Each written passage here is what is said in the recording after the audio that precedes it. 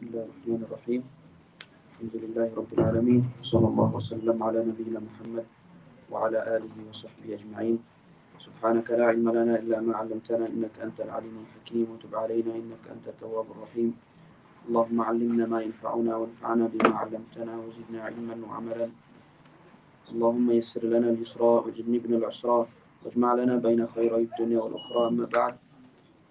We ask Allah subhanahu wa ta'ala to always grant us sincerity and steadfastness in seeking obligatory knowledge so that we can act upon it and we can meet Allah subhanahu wa ta'ala fulfilling the obligation that He has placed upon us. Alhamdulillah, we have pretty much finished, or we've gone through the najas or the impurities. Inshallah ta'ala, we will jump into the second pillar or the second condition for salah. Okay. The first condition is to remove any najis or impurities, and today inshallah we'll be going through the second condition inshallah ta'ala. But before we start, we might hear a lot the fiqh of purification, okay, comes with salah, the fiqh of tahara or purification. So what does the fiqh of purification mean, or what does that include? So we say the fiqh of purification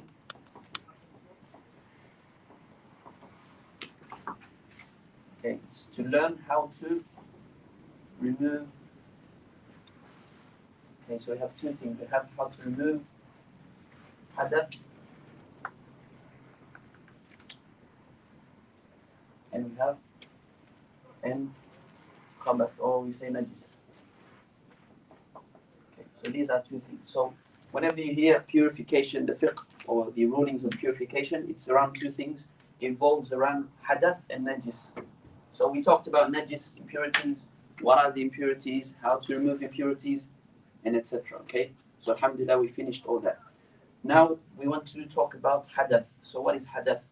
So this definition, I'll explain it briefly. I won't write it inshallah, but just so we understand the word hadath. Hadath means هو وصف قائم بالبدن. Okay, so it's a state that a person enters when that prevents them from performing the prayer. Okay, when certain things are done. So for example, a person urinates, for example, or etc. As we will mention, they will enter the state of hadath. And when a person enters this state, they cannot pray. It is impermissible to pray. Okay, and we have two types of hadath. We have the minor and we have the major. Okay, have minor hadath and major hadath. Okay, so how to remove the minor hadath is through wudu. Okay, how to remove the major hadath? Through the ghusl, okay, or the religious bath, or whatever you like to call it. Okay, so inshallah ta'ala, from now on we will learn what causes the minor hadath, what causes the major hadath, and how to remove the minor and major hadath. Okay, so this is a picture or a map of what we are going through inshallah ta'ala. Okay, how these two happen and how to remove these two inshallah ta'ala. Okay, so this is the topic of purification. Usually the scholars, they mention tayammum, they mention wiping over the leather socks, for example, haid and nifas, but briefly in this book all of that is not mentioned because it's very, very basic inshallah. Okay, so the author rahimahullah, first he will be going through the pillars of wudu. Okay, so he says here, the second condition for salah is to be pure by making wudu or ghusl. Okay, so the first condition of salah is what? Before we pray, we have to make sure clothes, everything is clean and free from any najis. Number two is we must be pure from hadath. How is that done? By making ghusl or wudu or ghusl. Okay, so now what is wudu? Okay, what are the pillars of wudu? So he says, as for wudu, it has 6 pillars. Okay, so this is important to memorize. Again, as we mentioned, the good thing about studying these summarized books is numbers. Okay, 6 pillars, 12 conditions. Okay, so it's easy to memorize and apply inshallah ta'ala. So the first pillar of wudu is the intention. Okay, or the niyyah. Okay, you must intend to make wudu first. So what is niyyah? What is intention? وقصد شيء مقترنا بفعله. Okay, to intention, we write the definition here briefly, to mean to do something, or to mean to do something.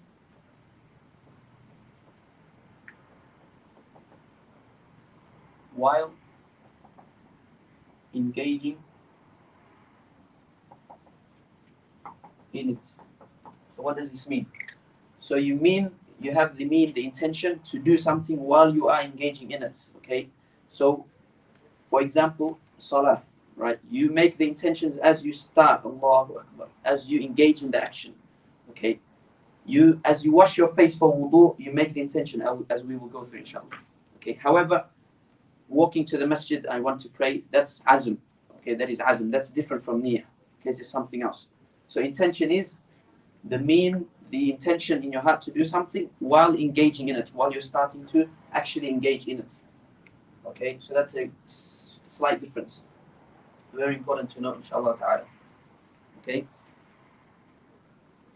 So the author in the book, rahimahullah, will read, he says, number one, the intention. So the first pillar is intention. And then he says, to make purification for prayer or to lift hadath. So someone will ask, what do we intend? Okay, you have to make an intention. So what do we intend? So the author, he says, at-taharatu lis-salah. We can make the intention to make purification for prayer. So as you make wudu, as you wash your face, you have in your heart and in your mind that I want to purify myself for salah. Okay. Or you can intend to lift hadath. Okay, we mentioned what hadath is. So you have the intention, I want to remove and lift this hadath. Okay. أو نحوهما, or anything alike. Okay, I want to make wudu. As you wash your face, you have the intention and the mean in your heart to make wudu. Obviously, intention is in the heart. Okay, as we mentioned, intention is in the heart. So as you wash your face, you make that intention. So he says here, by heart when washing the first part of the face. Okay, so this is when someone asks, when do we make an intention? Intention is always in the beginning of an action. Okay, beginning of wudu, beginning of salah. Okay, beginning of any action. Okay. Now, someone might say, okay, why do we make the intention when washing the face? Why don't we make the intention when we first wash our hands and gargle our mouths, for example, and rinse? Okay, we'll explain this once we come to the next pillar, inshallah ta'ala. Any questions on the first pillar? All good, inshallah? Okay, I'll rub this out. So now we come to the second condition. What is the second pillar? Sorry. Second pillar is to wash the face. Okay. So this is the first part that it must be washed in wudu. This is the first obligatory part to wash in wudu. This is why the scholars say, or the author said here, the intention is done by heart when washing the first part of the face. Because this is the first pillar of wudu, this is when you're actually starting the obligatory wudu of removing the hadath. So this is when you make the intention that I want to make wudu. Okay. What about before that? I wash my hands, sunnah, gargle my mouth. You make the intention that this is sunnah of wudu. Okay. You say Bismillah. This is sunnah for wudu 3 times. Gargle, and then as you wash your face, I want to remove the hadath. I want to make wudu. Okay. So you wash the face. Now someone asks, what is the face? What is the area of what is considered a part of the face? So the scholars here, or the author here, he mentions, rahimahullah, he says, to wash the face from the top flatness of the forehead to the end of the chin. Okay, so the area of the face, vertically, he says, from the top flatness of the forehead. So where usually, people where they usually grow hair, that's the top part of the, where you have to wash your head. So if someone says, I'm bald, I don't have hair, for example, right? Then we say normally, right, where would hair grow? Right, here. Then that's the top part of the face, okay? Yeah. And then he says, to the end of the chin. Okay, to the end of the chin. So this is vertically the face, okay? And then he says, and from ear to ear. So now horizontally, from ear to ear. Okay, here. So this is the face. This is considered the face, okay? So this is the area of the face. So everything that is in the face must be washed, okay? So when you make wudu, you take the water, make sure you wash everything. Okay? You wash everything. And then he says, except for the inside of a man's thick beard and both sideburns. Okay, so now comes the issue, what if a man has a beard? Okay, he has a big beard, for example. So when it comes to the beard, we say there is a bit of detail in it. Okay, beard we have thin beard or a thick beard. Okay. Obviously, this ruling for men only. So you have, if a man has a thin beard, what do we mean by thin beard? If you can see a person's skin, right? If you see in front of them, right? You see in front of them, and you can see their skin under. That means their beard is, they'll fall under this one. Okay. But if you can't see the person's skin, okay, their beard is thick, that means they fall under here. Okay, that's how you differentiate between a thick beard and a thin beard. Okay, and the ruling will be different. As for the thin beard, they must wash. Okay, we'll write it here. Must wash until, or we say must wash the skin. Okay, so for the thin beard, you must wash until the water reaches the skin that is under the hair. Okay, so the author, he says the beard and the sideburns. Okay, the aridain, the lihya and the aridain, here, all of this. Okay, if it's thin, must wash the skin. You must get inside. Okay, but if it's thick, what do? We say it's sufficient to wash the outside of the appearance, or what is apparent from the beard. So if someone has a thick beard, it's enough to wash the outside. They don't have to get the water inside to the skin. Okay. However, it is sunnah to, put your fingers in. Okay. Takhlid. Okay. So this is the minimum that is obligatory. Okay. This is the detail regarding the beard, the thin and the thick beard. Okay. Any questions regarding this? You do together the washing the face, yeah? Sorry? You do together with washing the face. Like there on? Yes, yeah, you can do that. Yeah, together. Okay. Yeah. So that's the face. We mentioned the area of the face, what's considered in the face, and we mentioned the detail of the beard for a man. Okay. Any other questions, inshallah, before we move on? Okay. Question. Yes. Can we start from anywhere from the face to wash it? Whether it's like from the nose up or Yes, it doesn't matter. As long as you wash the whole face. Okay. However, obviously, it's best to start from the top because the water goes down. Okay. That saves time, saves water. Okay. So as long as the whole face is washed once, that's the minimum. Okay. To wash the face once, that's the minimum. 3 times is sunnah, and it is best to do that. Okay. And then we come to the third pillar of wudu, and that is to wash the arms. Okay. Or to wash the hands and arms. So now, again, what is the area, what is considered a part of the arms that must be washed? Okay. Is it from the wrist all the way to the elbow? Not included the hand. Is that correct? Because we washed the hand in the beginning. Yeah. Is that correct? Only from the wrist to the elbow? No. Okay. So here, what we mean by arms is from the tip of the fingers all the way to the elbow. Okay, including the elbow. Okay, so the whole elbow must be washed. Okay, if you're not sure if you wash the whole elbow, you wash a bit. You add some more. Okay, until you are sure and definite that you washed your whole arm. Okay, this some people might think they washed in the beginning their hands, so they just wash from the wrist to the elbow. That's incorrect. The beginning, that's a sunnah. Okay, that is something that's recommended. It's not a part of this pillar. You must wash it again. Okay, from the tip of your fingers, okay, all the way to the elbow, including the elbow. Okay, and obviously, also the nails. Usually, if you have long nails, make sure there's no dirt under it that prevents the water from reaching any part of the skin. Okay, it's very important. If you have paint, for example, or glue or something like this, this will prevent the water from reaching the skin. Okay. Any questions on this one? Okay, we'll move on. This one is pretty straightforward today, inshallah. Then number 4, the fourth pillar is to wipe the head. Okay. So the author says, number 4, says to wipe a part of one's scalp or hair. Okay, so originally we are supposed to wipe our head. Okay, if you notice here, it's wash. Here is wipe. Okay, so wipe basically, as long as your hand is wet, as long as if it's just a drop of water getting to your hair, that's sufficient.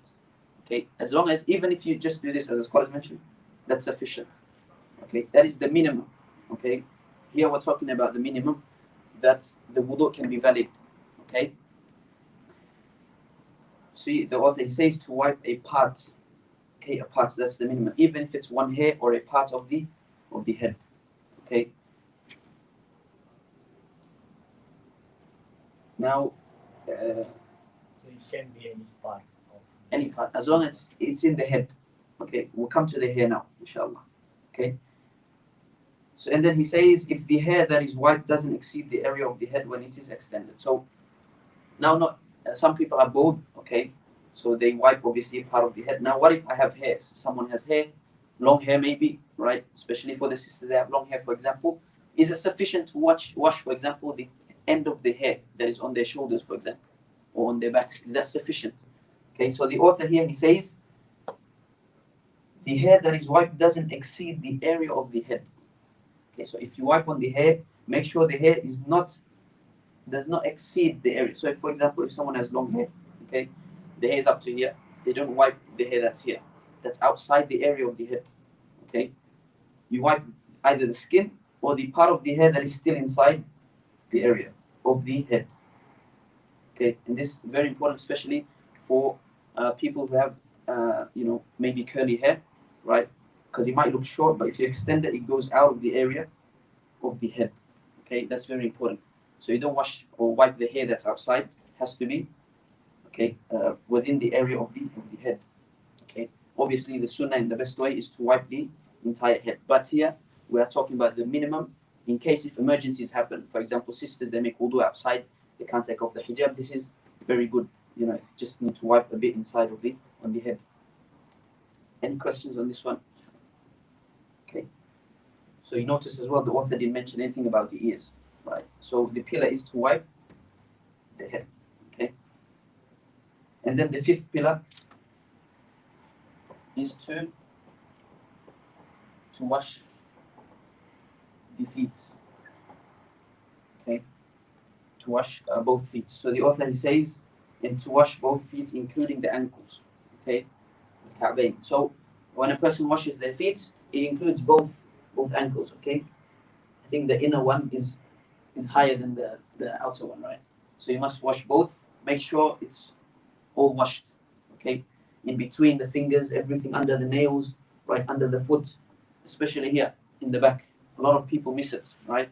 The Prophet ﷺ, he said in the hadith, وَيْلُ لِلْعَقَابِ مِنَ النَّارِ, woe to the ankles from the hellfire, because it's the most missed area usually. Okay. So that's the area or what is considered the foot that must be washed. And then the last and final pillar, the sixth pillar of wudu is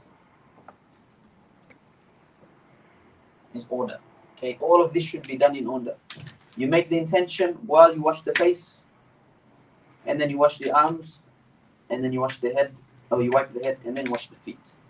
It should be done in order. So if someone does it the other way around, wudu is invalid. Okay, wudu is invalid. Yeah, that's pretty much it. Okay, for the pillars of wudu. Obviously, when we say arms, it doesn't matter right or left first. They're both arms. However, the sunnah and the best way is to start with the right. Okay. Any questions on the pillars of wudu? Okay. So the next page, the author, rahimahullah, he says, so a bit more on wudu. He says, and it is obligatory to wash a bit past the limit of the face, both arms and both feet from every side. Okay. So now we mentioned the area of the face, the area of the arms, head and feet. Okay. Now the author, he says, it is obligatory to wash a little bit past the limit of the face, both arms and both feet from every side. So the face, for example, we mentioned here, it is obligatory to wash a bit from the ear and a bit from the head and a bit from the neck. Why? Because ما لا يتم الواجب إلا به فهو واجب. If to make sure that you actually wash the entire face is that you have to add a bit. So you're 100% sure that you wash the whole face. Okay. To make sure that you wash the whole arm, you add a bit. Okay. To make sure that you wash the whole feet and the ankles, you add a bit. Okay. So this is what the author means by that. And then the last sentence, he says, and he must let the water flow naturally on every part of the limb. And this is very important. As we mentioned yesterday, what is the definition of washing? Okay, the water must flow, must drip. And this is very important. That when you make wudu, you must make sure that you use an amount of water that the water drips. Okay, the water actually drips. Because some people, right, unfortunately, they made wudu in the masjid, the actual on the carpet. They took a bit of water and they started wiping on the arms. And there's nothing dripping from it. Right, this is called wiping, not washing. Okay, and this is very important. You wash your feet, you wash your arms and your face. Make sure you wash. It actually drips. Okay, use a sufficient amount of water, not too little that it's just like wiping. Okay, does that make sense? Inshallah. Any questions before you move on? Inshallah. So if we use wudu, this is happen usually in during Hajj or Umrah. They use a spray to do wudu. That's right. Yes, spray. Okay. Yes, you put the on your hands and then you yes. The hands and then, is that wiping? It's not washing. So as we mentioned, as long as you use an amount of water where you make sure that it starts to drip. Okay. Just like removing najis, what we mentioned, to make sure that you actually, that's called washing, is to make sure you drip. Okay, it drips. That's called washing. If it doesn't drip, use a small amount of water, that's called wiping. It's not washing. Okay, ghusl, right? The Arabic language, back to the Arabic language. Okay. Any more questions? All good, inshallah? Okay. How to, or what are the minimum, what is the minimum requirement for wudu? These are the pillars. Obviously, when it comes to teaching our children or the youngsters to do wudu or do salah, we should teach them the complete way, the best way to do it. Right? We tell them make wudu, start with your right, then your left, 3 hands, and etc. But again, I remind the purpose of this book, okay, or what we are studying, is to study the bare minimum. What is the required? Okay, because certain times we don't have enough water to make wudu, for example. So what is the bare minimum? So we know whether our salah is valid, our wudu is valid or not. Okay. And to be honest, when studying books like this, where you study the bare minimum without the sunnah, either you become one of two people, right? Number one is, okay, I'm just going to do the wajib, because now I know I don't need to, wash my ears, whatever, okay? That's not good, okay? We should avoid this. Number two is that when you study these, you say, okay, now this is a sunnah, this extra reward, I'm going to do it, okay? But when there's an emergency, not enough water, I just can wash once, because there's a little bit of water, more brothers need to make wudu, then I just do the bare minimum. Okay, does that make sense? Also, as we mentioned, for sisters, they can't take off the hijab, for example, when making wudu. Just at least wash or wipe a part of the head. Okay. So now, inshallah ta'ala, we'll move on to now what breaks the wudu. Okay, what necessitates wudu or causes hadath? What causes hadath? So here the author, rahimahullah, mentions 4 points. Okay, again numbers. Okay, bismillah. So number one is, he says, number one is anything that exits. Okay, so and that which breaks the wudu, anything that exits from the back or front private part, whether it is an object or wind. Okay, anything that exits from the back or front private part breaks the wudu. This is very important. Okay, whether that which comes out is a drop of urine, for example, or it is a lot, okay? Whether it is najis, like urine, or something that is pure, for example, we ask Allah to keep us all in great health and shape. If someone has a worm coming out of their private part, for example, this breaks the wudu. So anything that comes out from the back or front private part breaks a person's wudu, okay? Obvious, except for semen. That requires ghusl, not wudu, okay? So that's the first thing. And the author, he says, whether it is an object or wind. So passing out wind also breaks wudu. Okay. So that's the first nullifier of wudu. That's pretty straightforward, inshallah ta'ala. And then number two, the author, he says, and touching it, meaning touching the front or the back private part, okay, with the palm of the hand or fingers, okay. So when someone touches, okay, the front or back private part with the palm of the hand and fingers. So where's the palm of the hand here? Right, in the palm of the fingers, the inside of the fingers. So in some scholars, they mention How do you know which is, the part that breaks the wudu? Is you put your hands together. Okay, the part of the hand that meets together, that's, if you use that to touch your private part, that breaks the wudu. So the top side of the hand, the sides of the hand, okay, if you touch it with that accidentally or purposefully, that does not break your wudu. But if you touch it with the inside accidentally or purposefully, it breaks the wudu. It invalidates your wudu and you require another wudu for salah. Okay, is that understood? Okay, the front private part or the back. Okay. And then the author, he says something that's very important. Whether it is his own or others' private part, even if it is his young child. Okay, so usually this is for the sisters. They have children, right? They need to change their nappy and etc. Right? Even touching the private part, the back or front of that little child, breaks the person's wudu. Okay, this is very important, right? So any private part, back or front, touching with the palm or the inside of the fingers breaks the wudu. So that's the second nullifier of wudu.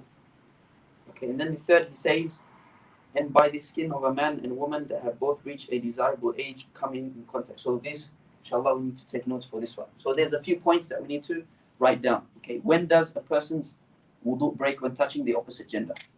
So number one, the first condition is it's between, let's just say the opposite gender.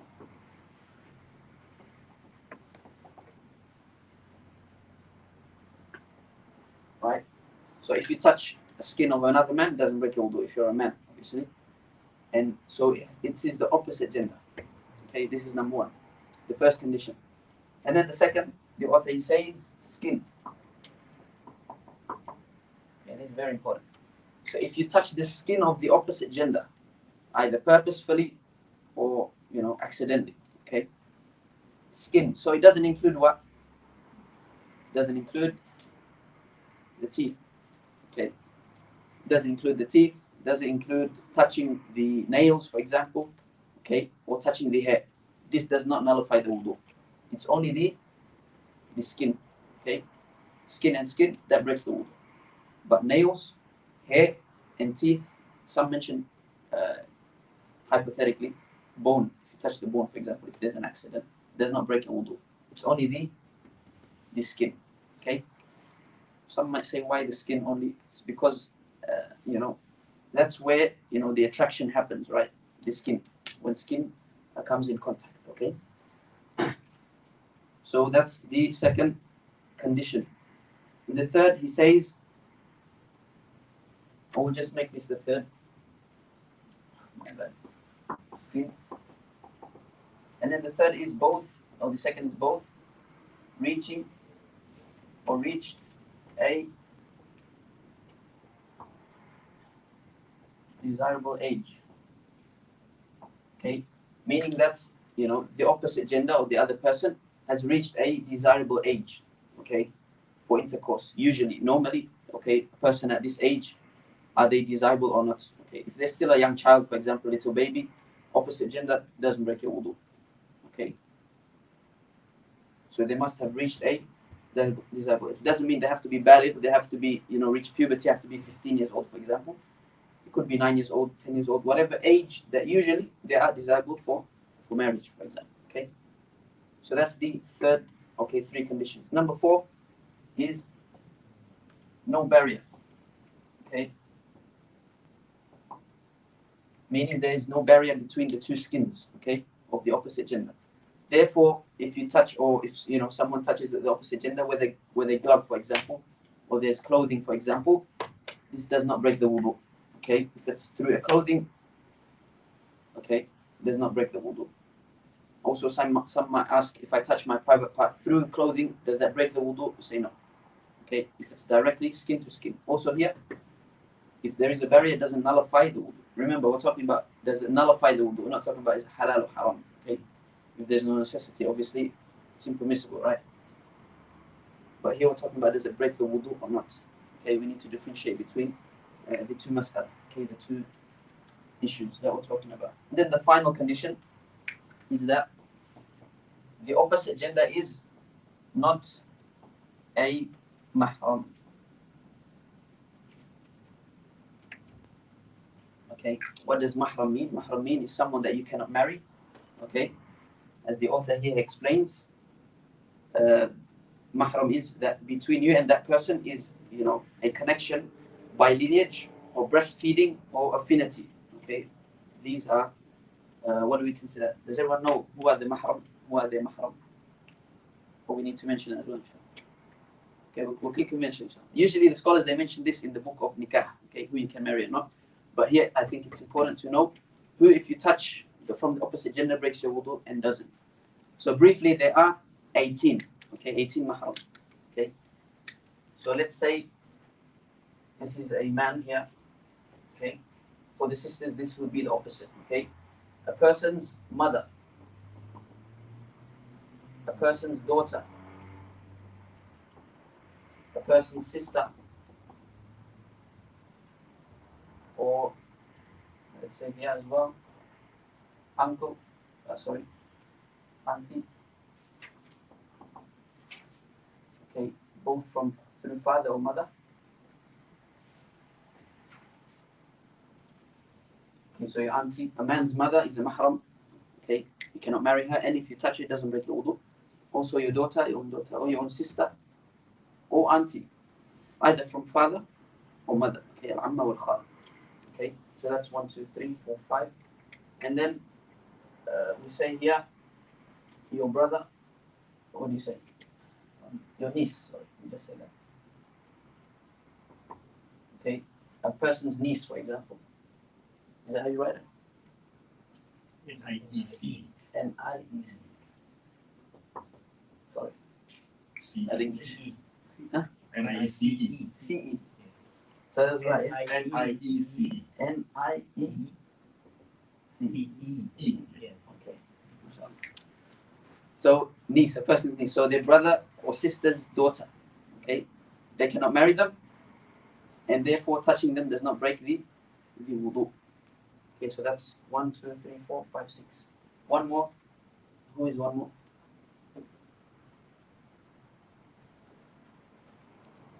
One, 2, 3, 4. Okay. Yeah, so that's 7. Basically, we say here from brother or sister. So that's 7. So for a woman, it would be her father, son, brother, nephew, uncle. Right, the opposite. These are 7 mahram. Okay. Through lineage or breastfeeding. Okay. I think breastfeeding is rare here. But yes, through lineage. Okay. And then we have formal mahram through musahara, through affinity, basically, for a man. So did everyone write this down? Wrote this out.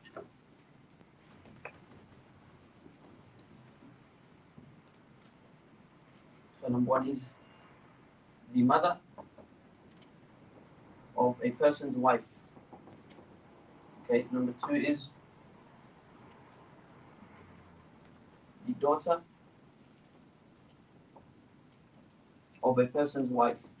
So if a person, gets married to another wife that already has a daughter, then that daughter would be their mahram. Okay, if they had intercourse, obviously, with their wife that they married, okay, it becomes a mahram. They cannot marry them forever. Okay, and then zawjatul abi, right? Number 3 is the wife of a person's father. So if a person, their father, marries another woman, then it becomes their mahram. Okay, number 4 is zawjatul ibn, the wife of a person's son. Okay, so if your son gets married to a woman, she is then your mahram. You cannot marry her forever, and therefore touching her does not break the wudu. Obviously, for sisters, this would be the opposite. The father of the husband, and then the son of the husband of the mother, and the husband of the daughter. Okay, does that make sense? Inshallah. So this is briefly the mahram that you cannot marry forever. Okay, and therefore touching them does not break the wudu. Any other than this breaks a person's wudu, touching them. Okay. Yeah. So for the number 2, in other words, it's a stepdaughter. Yeah. Yes, stepdaughter. Yeah. Obviously, there's a condition once a person has had intercourse with their wife. If not, they married and then divorced, and they haven't had intercourse, then it's still halal. Okay. to marry the daughter. Okay, that's a bit of detail in the Bible. So this is briefly the mahram. Okay, important for us to know because unfortunately some people do not know who is their mahram and they touch everyone. Okay, so a cousin is not a mahram, person's cousin is not mahram, and etc. Okay, so these are briefly the 5 conditions. When these are met, okay, you touch a non-mahram with no barrier, skin, reach a desirable age, opposite gender, accidentally or purposefully. This breaks the wudu of a person. Okay, any questions inshallah before we move on?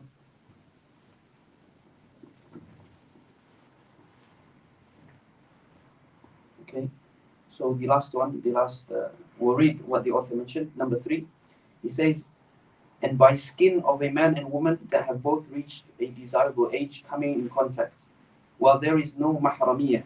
Okay, we explained what mahramiyah means. Between them by lineage, okay, which are 7, we mentioned them, and breastfeeding, also 7, the same, and affinity, which are 4, we mentioned them as well. So total is how many mahram? 18. Okay, so 18 mahram, without any barrier in between. Okay, so these are the conditions. If you put a line under skin, man and woman, both reach a desirable age, no mahramiyah, without any barrier. So these are the 5 conditions mentioned by the author himself, rahimahullah. And then now the last nullifier, or the last thing that breaks the wudu is, he says, by losing sanity. Okay, zawal al-aql, by losing sanity. So when we say by losing sanity, for example, a person goes crazy, for example, or we ask God to protect us. A person becomes drunk, a person sleeps. Okay, this is all a form of losing sanity. Okay, they don't feel themselves. Or today, what do you call it? Being injected with some of those stuff. It makes you sleep, right? So all of this nullifies a person's wudu because you don't know what comes in or comes out. Okay, you can't feel anything basically. But there is an exception, one exception.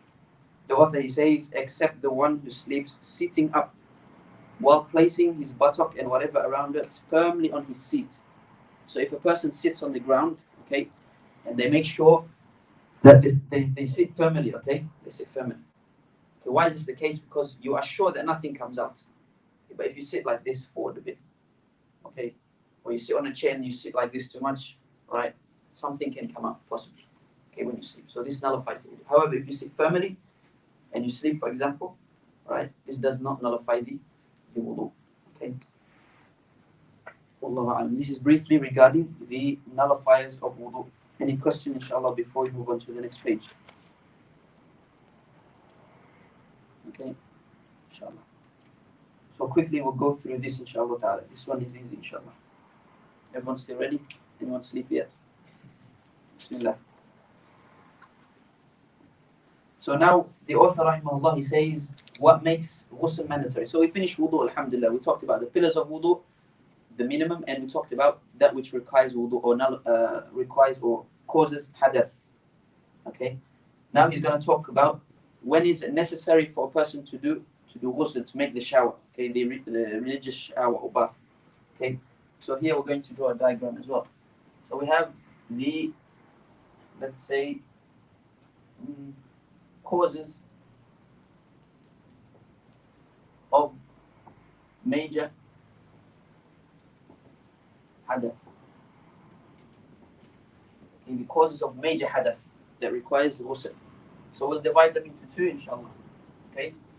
So we have that which is mushtarak, okay, for both men and women, and that we have especially only for women. Okay. So there are reasons that are both for men and women, and there are reasons that's only for women.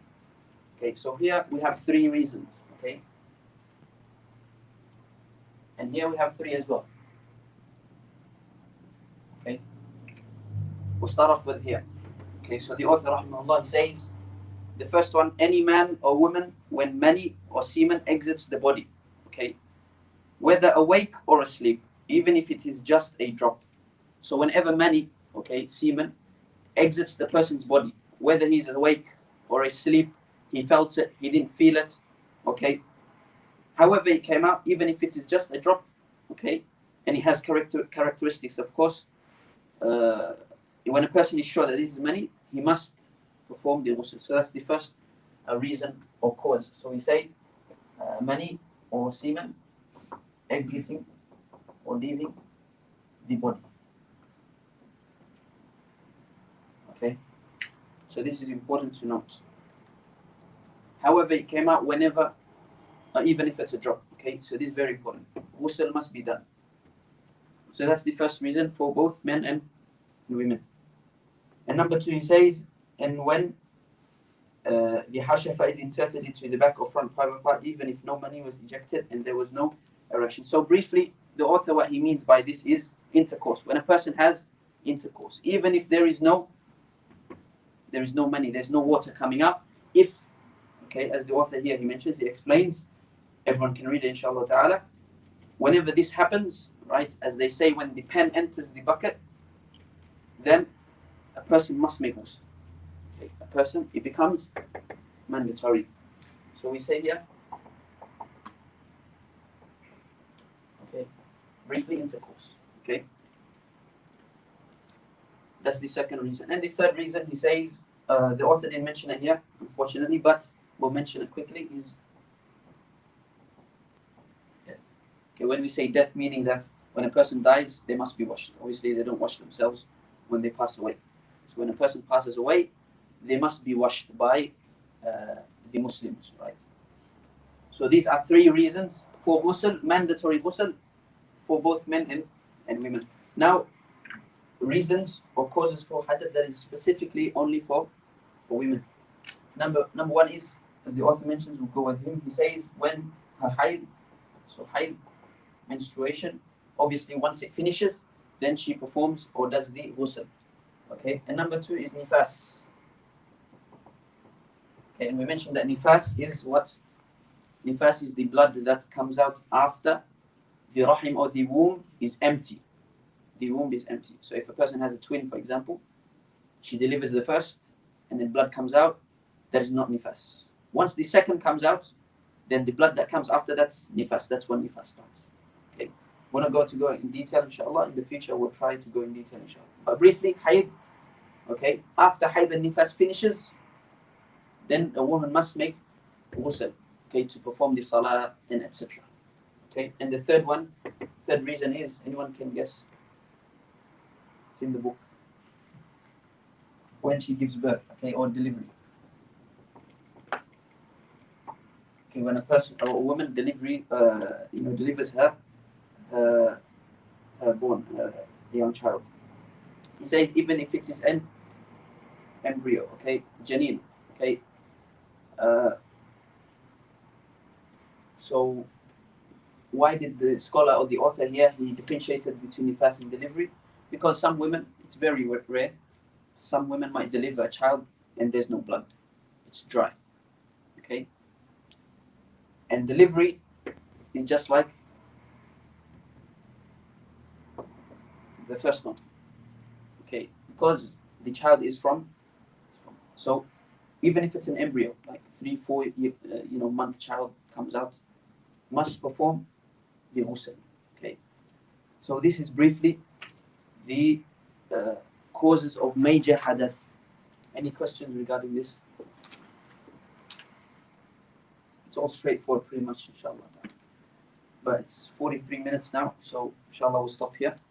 And hopefully next week we'll jump into the pillars of ghusl and the times of salah and etc. We'll go through the other conditions, inshallah ta'ala.